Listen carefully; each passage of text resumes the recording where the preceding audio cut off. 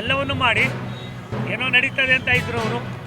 ನನ್ನ 49 ವರ್ಷದ ಅನುಭವವನ್ನು, ಅಲ್ಲಿದ್ದಂಥ ಗಾಂಭೀರ್ಯತೆಯನ್ನು, ಆ ಕೆಲಸದಲ್ಲಿದ್ದಂಥ ಬದ್ಧತೆಯನ್ನು, ಆ ಭಾಗದ ಜನರಿಗೆ ಆಗ್ತಕ್ಕಂಥ ತೊಂದರೆಯನ್ನು ಅರ್ಥ ಮಾಡಿಕೊಂಡು ತಾಂತ್ರಿಕ ತಜ್ಞರನ್ನು ಪ್ರಾಯಶಃ ಪದೇ ಪದೇ ಭೇಟಿ ಮಾಡಿ ವಾಸ್ತವಾಂಶಕ್ಕೆ ಆದ್ಯತೆ ಕೊಡಿ ಅಂತ ರಿಕ್ವೆಸ್ಟ್ ಮಾಡಿದ್ಮೇಲೆ ತಾಂತ್ರಿಕ ತಜ್ಞರು ಕೇರಳ ರಾಜ್ಯನೂ ಬೇರೆ ಅಲ್ಲ, ಕರ್ನಾಟಕ ಬೇರೆ ಅಲ್ಲ, ಮತ್ತೊಂದು ಬೇರೆ ಅಲ್ಲ ಅನ್ನೋದನ್ನು ಮಾಡಿ ಸುಮಾರು 85% ಭಾಗ ನಮ್ಮ ಮಂಗಳೂರು ಭಾಗದ ನಮ್ಮ ಜೀವನದ ವ್ಯವಸ್ಥೆ ಏನಿತ್ತು ಅದು ಸುಮಾರು 23 ವರ್ಷಗಳ ಕಾಲ ಅದು ಪಾಲ್ಕಾಡ್ಗೆ ಸೇರಿತ್ತು.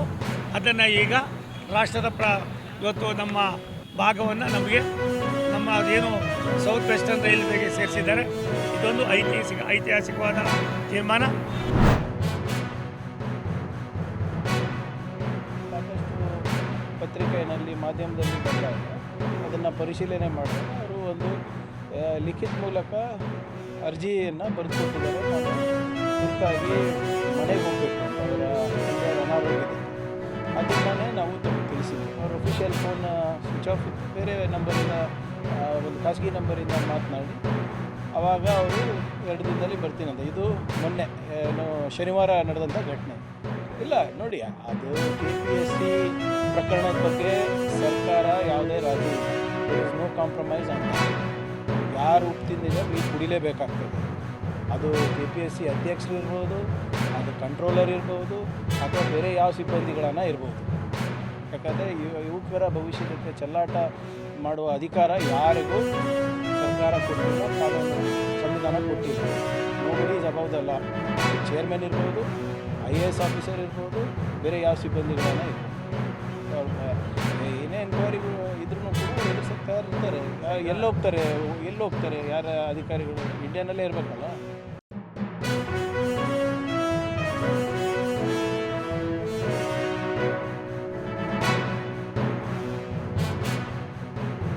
Run the world's biggest democracy. ನೀವೇ ಹೇಳಿ, 1,10,00,000 ಜನ ಇವತ್ತು ಮತದಾರರ ಪಟ್ಟಿದ ಹೊರಗಿಡ್ತಾರೆ ಅಂದರೆ ಕಾರಣಗಳು ಕೊಡಲಾಗಿದೆ. ಮತ್ತು ಪ್ರಕ್ರಿಯೆಗಳು ಎಷ್ಟು ಜಟಿಲ ಮಾಡಿಬಿಟ್ಟಿದ್ದಾರೆ ಅಂದರೆ ಆ ಕಡೆ ಸರಳೀಕರಣವೂ ಇಲ್ಲ, ಸಬಲೀಕರಣವೂ ಆಗಿಲ್ಲ ವಿಷಯರಿಂದ. Nobody knows what is happening.